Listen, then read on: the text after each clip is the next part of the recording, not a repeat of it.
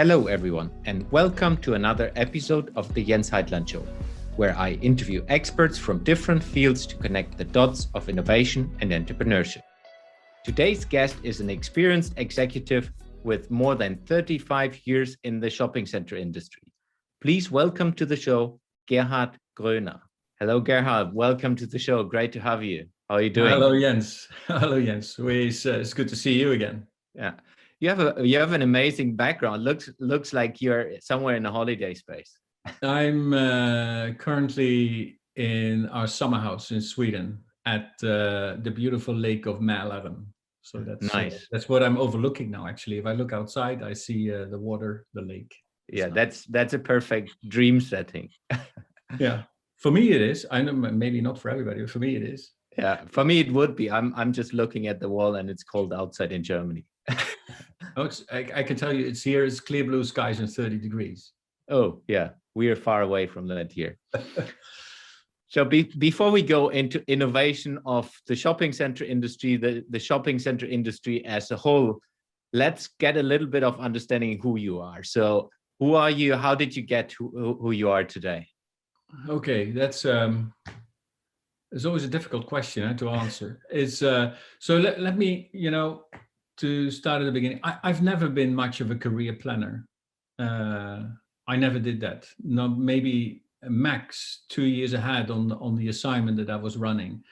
And then I also wasn't someone that, already at a very early age had this fantastic idea what you want to become and go after, and had this monomanic obsession with a certain topic.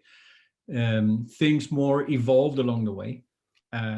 So I was, I grew up in a family of 6, mom and dad and the 4 brothers. So highly competitive environment at a young age with 4 brothers. So that is nice, and I can tell you, competitive in a way that success at our home was celebrated by raising the bar.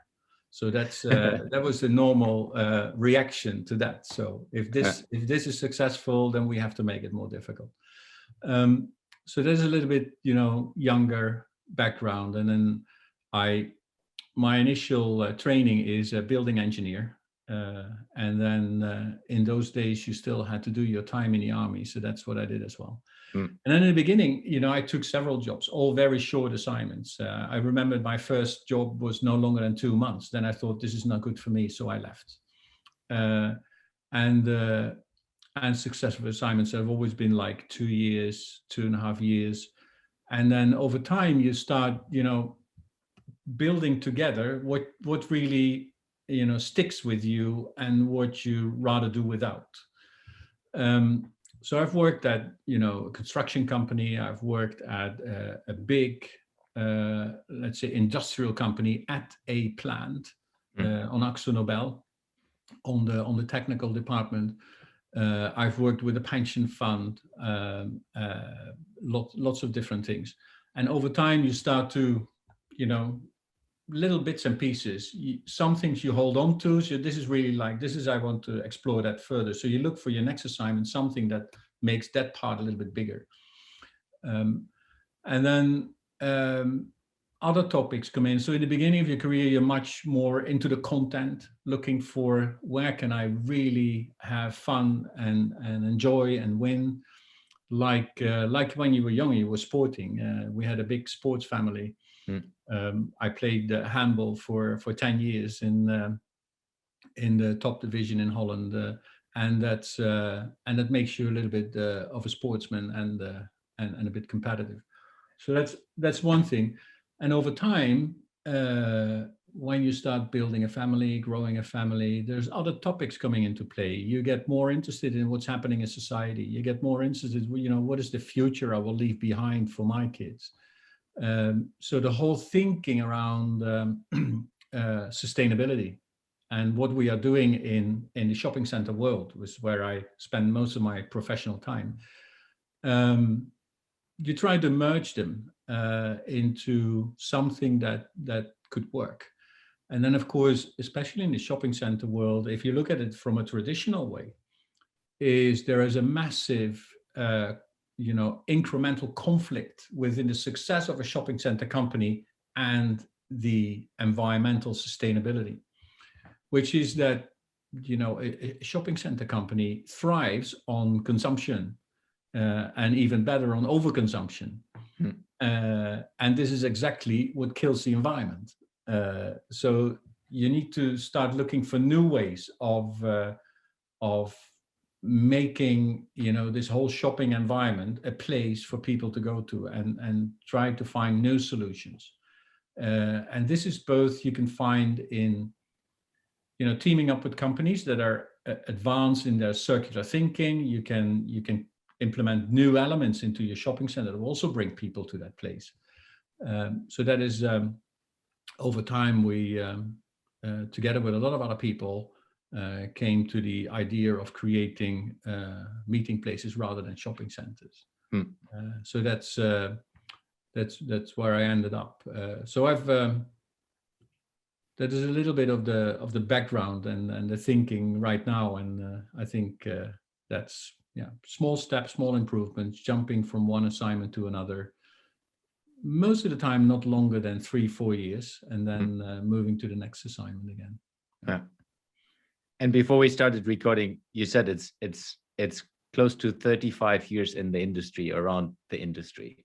Yeah, I think my first job when I think I left the army in the summer of '84, and then I had a few short ones outside the real real estate world. But that's, I think, the first entry into shopping center experience was like in the late '80s, early '90s.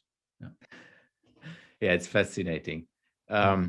Great story and huge amount of experience to dig into now. I'm really looking forward. So let's start with high level on innovation inside the shopping center industry. So you have been working so long in that industry. How did you see innovation evolving over that time? Well, I must say that compared to any other industry, the real estate industry, which has been steering the shopping center industry, is quite slow in innovating. And this comes from the fact, one, it's a very young industry. It's not like retail. Retail goes back to the medievals, where people were like, carrying their goods from village to village and selling it. The professional real estate industry and the shopping center industry doesn't go back more than 50, 60 years. Before that, it was everybody that, saw real estate as a production factor rather than a business in itself. And that started growing in the 60s and 70s. So it's very young, and then highly regulated by financial institutions from the beginning, pension funds, insurance companies. And what happens there is that, from those days, people were happy with 10, 15, 20-year leases in the beginning and thought that they could buy security by having, a big tenant in for 20 years. And that has evolved over time, of course. Now we know the longer the lease, the higher the risk, and the shorter the lease, the more flexibility, the more you can adapt into changing consumer needs. But still, it doesn't help the culture, the background. And we've been successful in these long leases. It has produced a really stable cash flow up to at least until far into the 2000s. And then the other thing, and especially in the shopping center industry, what holds it back a little bit in innovating and doing completely different things, is that the legislation around it, whether it's zoning legislation or the lease legislation, doesn't really help in rapid change. Ideally, you would like to be much more flexible in the use of space and even reuse the space. The most extreme example was this wonderful shop in Beirut, where you had a store in the morning, a restaurant in the evening, and a nightclub in the night. And then the next morning, it was a store again. And they only used like half an hour in between to sort of reshuffle things. And so it was like 24-hour productivity on that space. Yeah. And I think we should look more into those kind of innovations. We went from, let's say, specialists in retail, specialists in office, specialists in residential, to now much more mixed-use development. While if you look at mixed-use development, it is still monoculture next to each other. It's still the owner that says, you have to work here, you get a coffee there, and you can go to bed here. Where I think, why don't we leave it up to the customer? I think take a company like Starbucks. If you walk into a Starbucks, you can see people, yes, having a coffee, but you can also see people working. You can see people studying. You can see people having a job interview. Lots of things happening in a Starbucks. And I think it is time that we don't try to create the flexibility in the physical space, but create the flexibility in our head to be able to adapt to, you can do here whatever you like. So the space we create should become more of a blur, more of an omni-use rather than a mixed use. Yeah. And I think if we can make that mindset change, and I think that's the whole thing about innovation, not only in the real estate or the shopping center industry. Innovation is more of a mindset than a product. It is a mindset of curiosity, of constantly asking yourselves, why is this customer happy? How can I help her even more? Why is this customer unhappy? What can I do for her to make her happy? And the whole range. It can be small improvements from business development and business improvement kind of things to disruptive ideas. And that's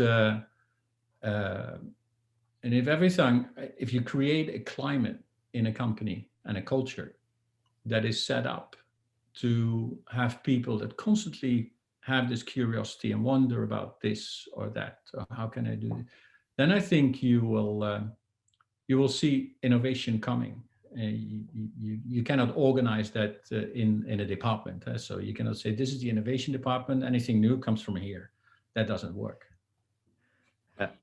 So I would like to double click on a couple of things. Let's start first with mindset, because that's the last part you mentioned. How do you create mindset inside the real estate industry? And if we take the whole industry, but then as well, what can companies inside that industry do to create that mindset and enable the people to think differently, develop towards the future? Yeah, I think one, by involving everyone. So yes, you do need a number of geeks at a overall level, global level or regional level, whatever your overall level is, that have these super creative ideas that follow these worldwide trends and can combine these trends and say, hey, well, listen, if I combine this with this might be an interesting idea to look at.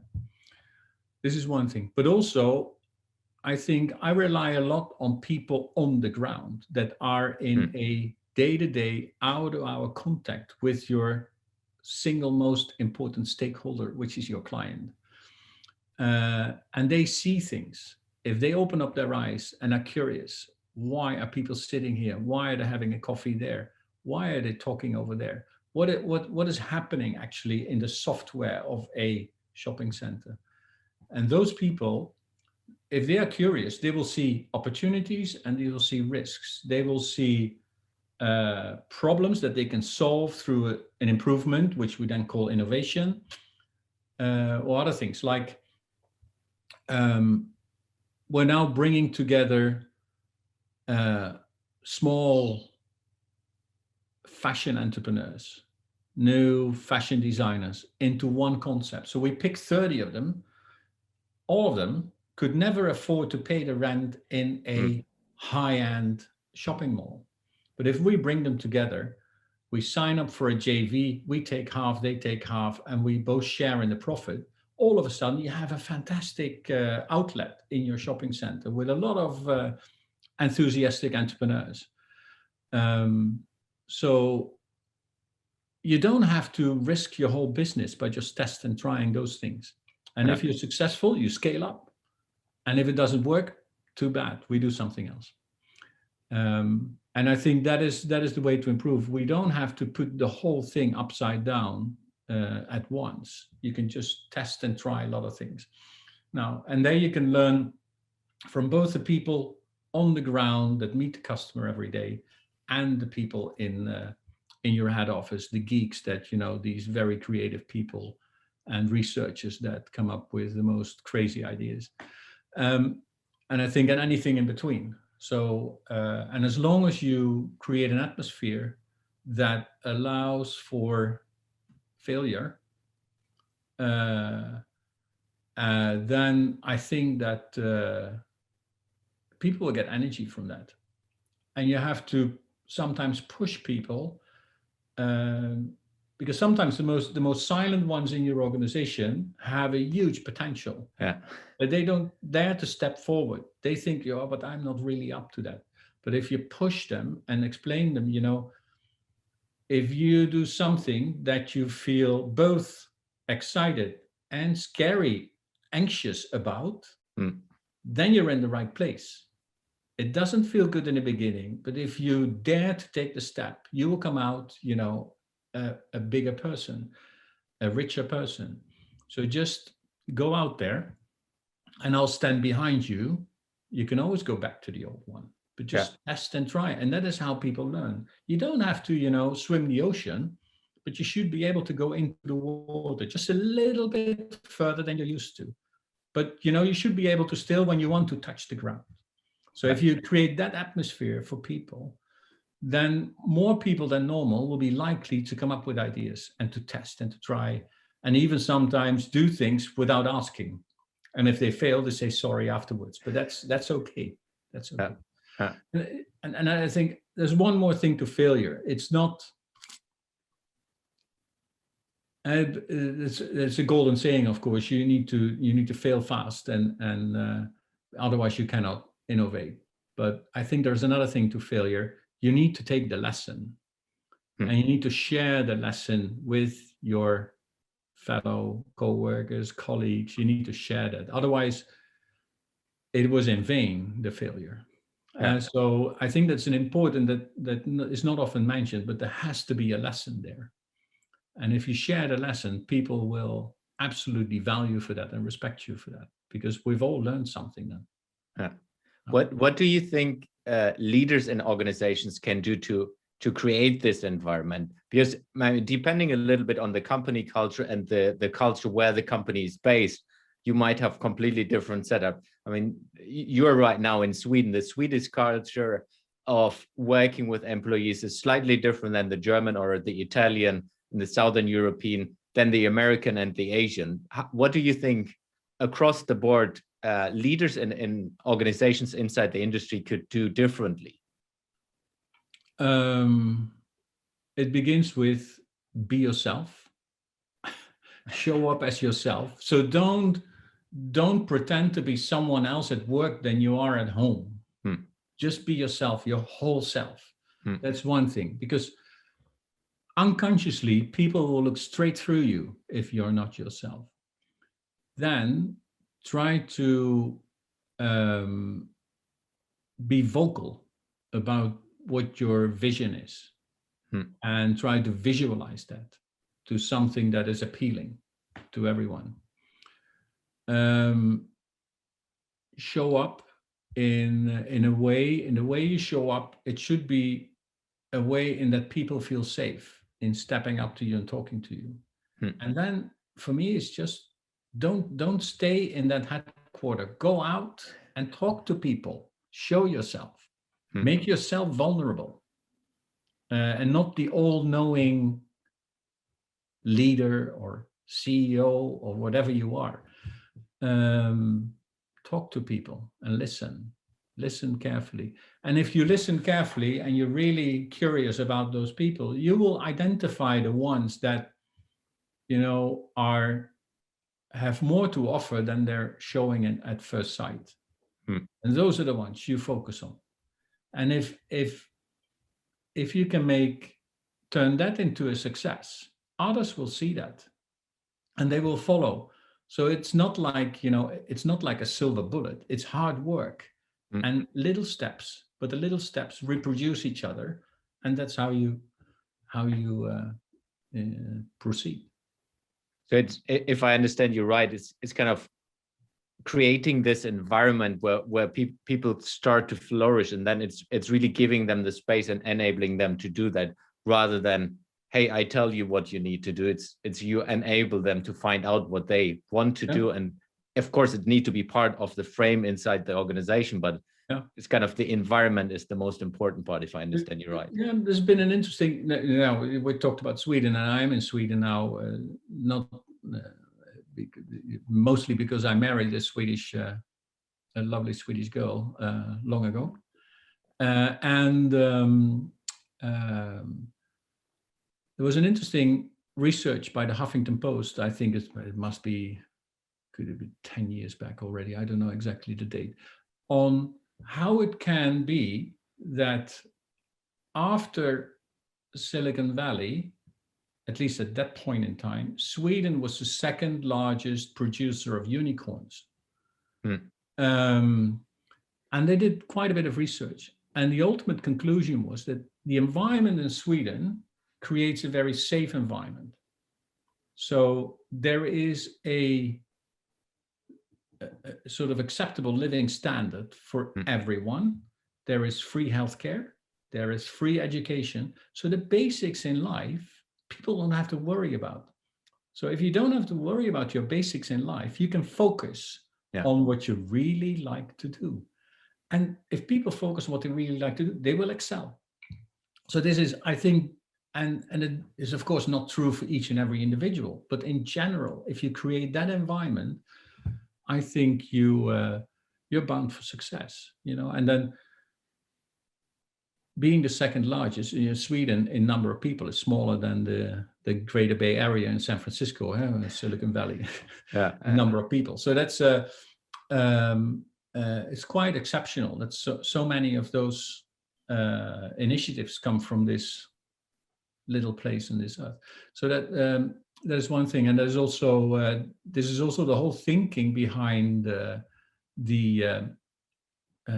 basic wage that people are talking about. So there's a lot of research showing that if you just allow for the effort you have to make to offer everyone, a basic, decent living by providing healthcare and education and good food, you will unleash such a big potential with people that are currently only worrying about, next month's energy bill or putting food on the table or whatever, that only will pay back 10 times for what you put in there. And I think that is those lessons we have to take. Yeah, I agree. The interesting thing for me as an innovator as well is you need to take the risk in the beginning. The risky step is starting. And that's what a lot of, industries and or companies or leaders and organizations sometimes don't dare to do. If you're not putting the first step, it's not going to happen.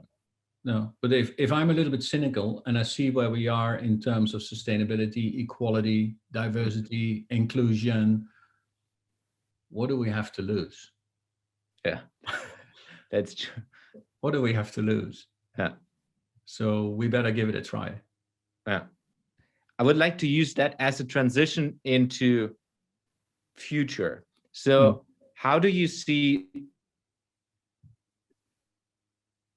the real estate and shopping center industry transforming in the future? So we're in a state where we're recording this right now in the middle of 2021, where we're still kind of in the after effects or still in the hopefully later part of a pandemic that influenced the whole industry and the whole world and the whole society.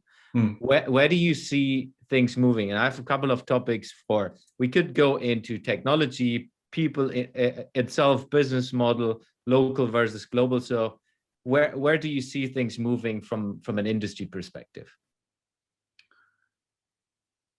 Oof, this is the $1 million question, of course, and there will be a different outcome for everyone. And I guess let's take work. I think we moved from, going from 9 to 5 to the office to working from home. I don't think we will go back 9 to 5 to the office. Will we only work from home? No, I don't think so. We still need to meet people. We still have sessions where we said, would have been better if we would be face to face. Will it be less? Probably. Probably than before. How much? I don't know.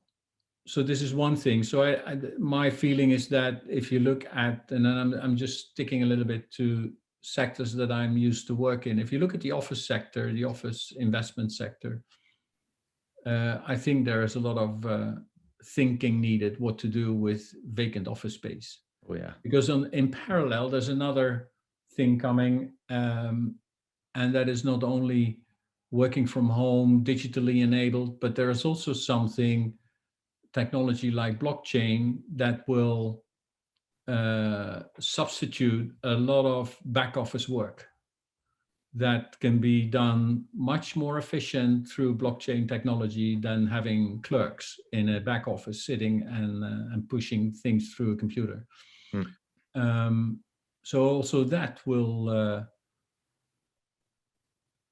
drive vacancy in offices up, and wondering what to do with that. In residential, we have a massive challenge because there's largely undersupply in most countries. So maybe that office space can help a little bit there, but I don't think it's by far enough to solve the issue. So we need also to look there, probably looking into more flexible spaces, more sustainable, more shared spaces.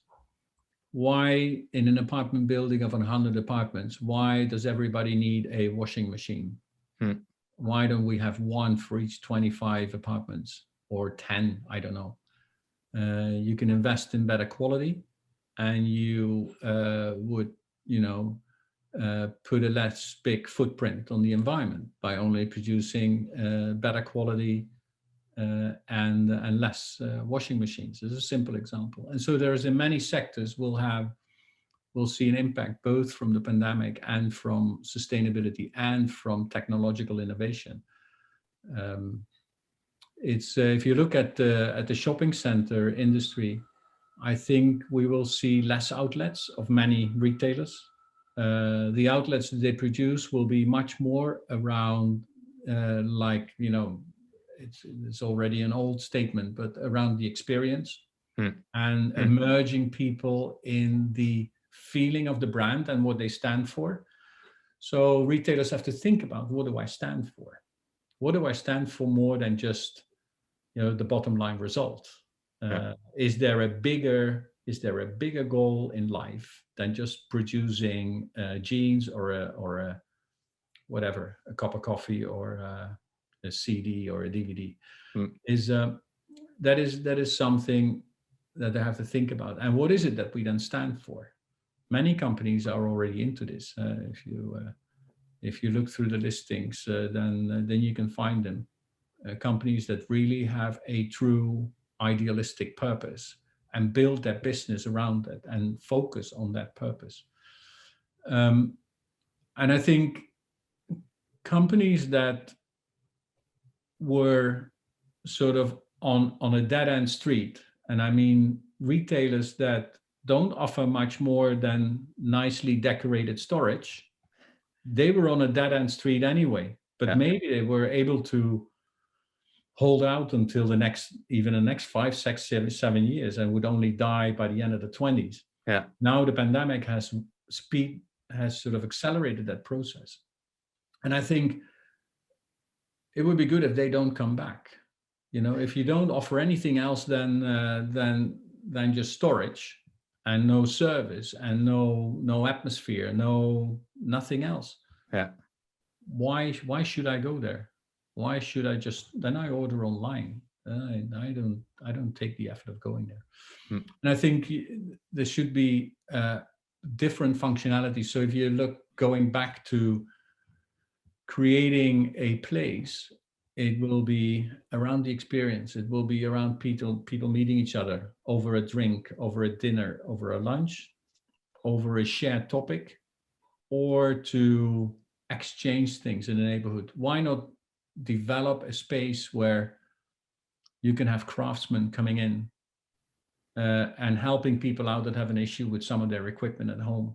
So you create a platform where people share, one person's problem can be someone else's solution, and create a place for that in that shopping center. Create healthcare units. Healthcare will be, I think, with the help of technology, also be democratized. There's a lot of simple things that people can do themselves if they have the equipment. And if you look at companies like Philips, they're producing that equipment currently, and they're sort of constantly innovating on that, making it easier. And also making it easier because they can have that equipment intelligently monitored. So if you have a cask around a broken arm, in the cask can be a chip that measures whether your bone is strong enough healed that you can take it off. And then you can just take a scissor and take it off yourself instead of driving over to the hospital and have a doctor do it for you. There's lots of examples in how healthcare will be, well, call it democratized or dispersed to also people themselves. And then you can create places that sort of bring people together on certain topics. So that I think that will be more of the old-fashioned marketplace where there is, let's say, an economic and a social and a spiritual thing coming together, like you had in the medieval marketplaces where the church and the pub and the officials came together to meet. And I think that in a totally, of course, different setting, but the basics are still there.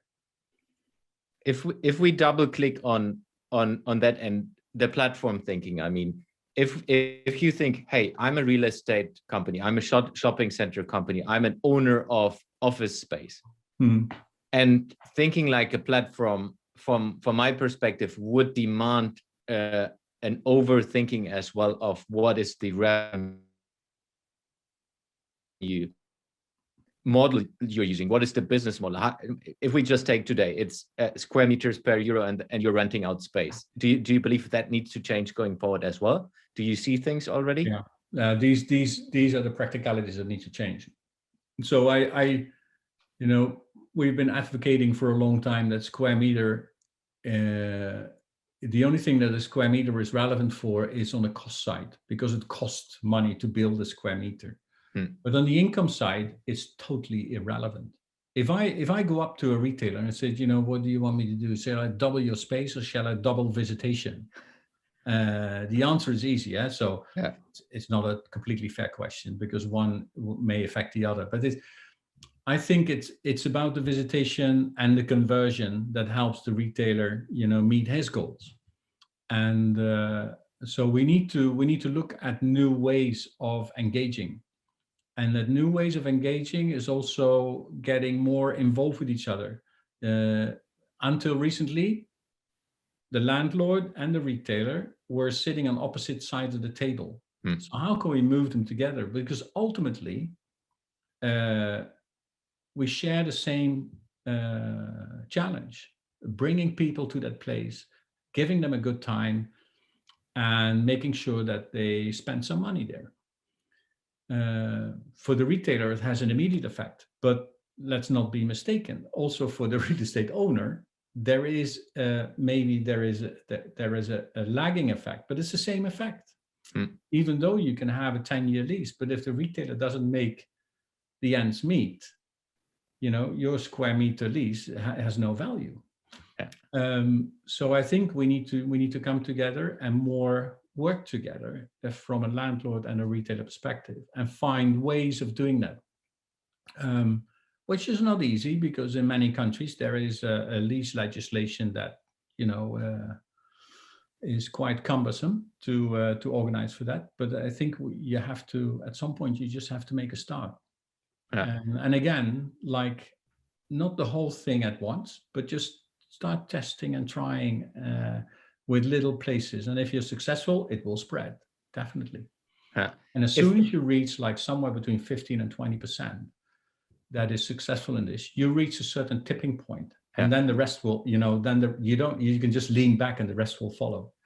No. So if we take this example from an industry's perspective, so there are investment funds and investors who own properties, and they're operators who operate properties, and they're retailers who are renting. So if I understand you right, if we take the industry need to work together in a completely different way than it is the case today. Yeah. So if we then look into from a business model perspective, that also would require understanding of how do we work together? If I'm the investor, I require something from you, and the operator is requiring something from the retailer. So all the different revenue streams and business models need to change in itself, and then as an industry as a total. Yeah, and I think you need to take a true interest in the business model of your partner. Exactly. Because only if you take a true interest and be curious, what are the levers that drive her success or his success, and the other way around needs to be. And then you can see, I probably see a lot of synergies that you can overcome and create some value with. I think that's, and I've had the luck of working for one of the most fantastic retailers in the world over the last 6 years that has both in one company. So that's, then you really get that insight. Yeah. Love it. I would like to transition to the last part of the podcast, though that I could spend a lot of time more on detailed question, but I'm valuing your time as well. Thank you. Going into the overall arching question. So question number one is, if you could work with a project that is impacting every human being on Earth, what project would you work on or be part of, and why? Oh, it is so, my God, every human being on Earth. I'm fascinated by the topic of diversity. And if I could put more time into that, how not only if that is a good thing to have a very diverse environment, but I think more in how to accelerate the process of everybody seeing that is a crucial element, and how can we learn from nature, where diversity is a crucial element to survive, and how can we learn from our own business models, where we know that a diverse investment portfolio has a higher return and a lower risk. So how can we combine those things into running our companies in a way that we put diversity as one of the main objectives in bringing it in there, having all kinds of views and angles of looking at problems. I think that is one. The part that fascinates me is the thinking around what you now see popping up in many cities. I think it was Mayor Hidalgo in Paris that sort of first came up with the 15-minute city. And I think we see it now in more cities, also in Holland, similar thinking popping up. It's interesting because on the one hand, you can see, so how much of your social local ecosystem can I provide for within that 15 minutes? Is that 60% or 70% or 80%? It'd probably never be 100%, but how far can you get in that way? Because if you manage to do that, then it will immediately have a positive impact on the environment. It will have a positive impact on your social cohesion within that community. And how do I involve the most diverse group coming into there? At the same time, Paris would not be Paris if it would all be 15-minute economies. So there is something in Paris that only works on a Parisian level, 12 million people. And those are the things why people from all over the world travel to Paris just to be there. Yeah. So where's that balance again? Where do we find that balance? And in a similar thing, there is the COP25 is coming up. So the big conference between mayors is coming up soon. And it started with a very small group, only 25 mayors. Now there's 500 joining. And if you look at all their issues and solutions are similar. With modern technology, if they share enough and help each other, a lot of the things they can solve themselves. They don't need a national government or a federal government on top of that. So where's that balance again? How much can society go back to a so-called city-state, and how much do we still need this overarching governing? I think those are interesting discussions to be part of. Yeah. Great answer, thank you. Next question is, where will you be in a year from now? And you can answer that from a professional perspective or a personal perspective, or both. Or both.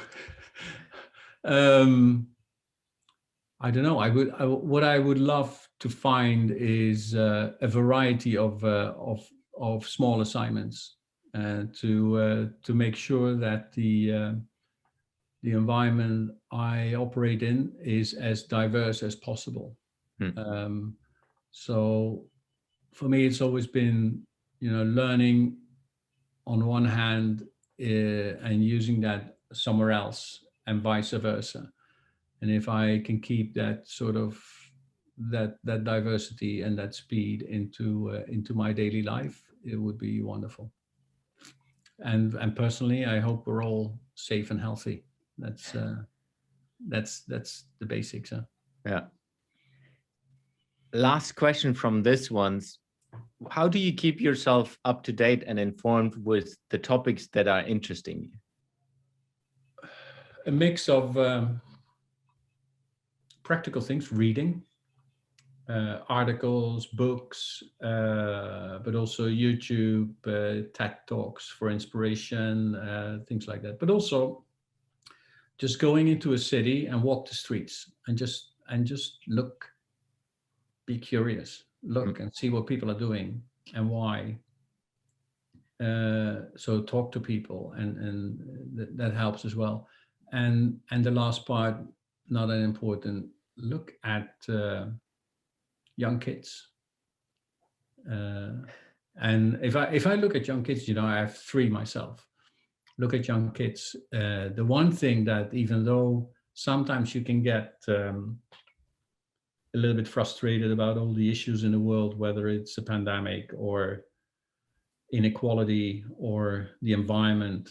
But if I look at the younger generation, people that are somewhere between 15 and 30,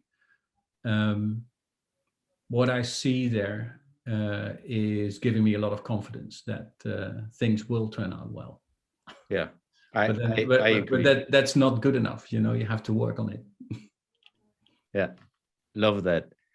So that's it. How can people connect to you? Where can people find you? As the last question. Osh, I don't have a website for myself, so that's easy. I have a profile on LinkedIn that I am not very sort of active in maintaining, but the name is there. And then let's see. For me, it's always been very much word of mouth, and so I guess Google the name and you will find me. Yeah, that is probably the easiest way. Yeah, and through you, of course. I was about to say, if there are listeners who are interesting to connect to Gerard, I'm happy to connect. Yeah. Gerard, was a pleasure having you on my show. Thank you very much for joining. You're welcome. It was a pleasure for me as well. It was great to see you again, Jens. Thanks for listening to today's episode. You will find the links and resources in the show notes of this episode. If you would like to support the podcast, the most impactful thing you can do is subscribing to the show on any of the podcasting platforms and give me a review. This will help me to reach more innovators around the world and bring some of you into the show. If you have any questions to the guest or want to engage with me, feel free to reach out to me on my public WhatsApp at +49 151 7033 1176. I will repeat, +49 151 7033 1176. It's all WhatsApp, texting only. Or follow me on social media and contact me there. And finally, if you look for someone educating you or your team on innovation culture coaching, have a look at heitlandinnovation.com. Thanks and see you in the next episode.